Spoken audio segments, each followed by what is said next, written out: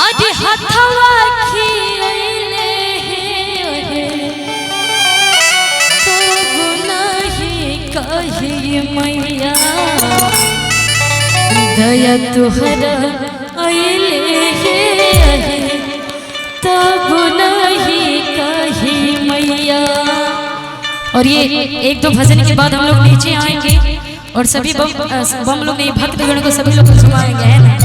और चलिए आई कहेंगे वो कम मीठे मीठे एकदम कि धोवत धोवत तोहरी मंदिरिया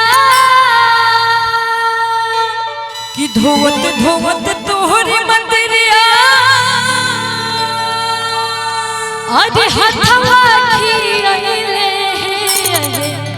तब नहीं कही मैया तब नहीं कही मैया दया तुहरा अइले तब नहीं कही मैया दया तुहरा अइले तब नहीं कही मैया धोवत धोवत तोहरी मंदिरिया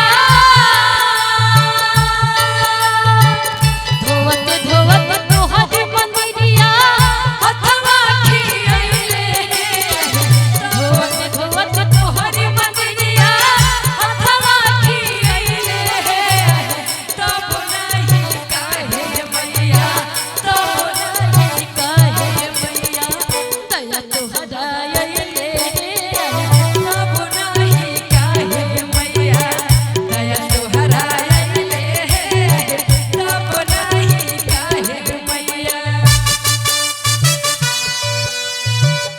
क्या बात है जय हो प्रेम से बोले शेरा वाली मैया की जय हो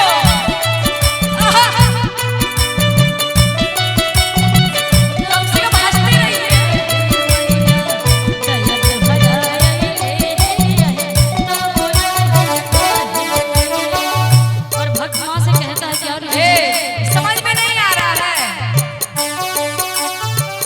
भजन समझ में नहीं आ रहा है ना तो कम से कम ऐसे ताली बजाते रहे ताकि कलाकार और गाते जाएगा। कलाकार का मनोबल बढ़ाइए है ना। और भक्त कहता है रवि जी क्या जय हो कबो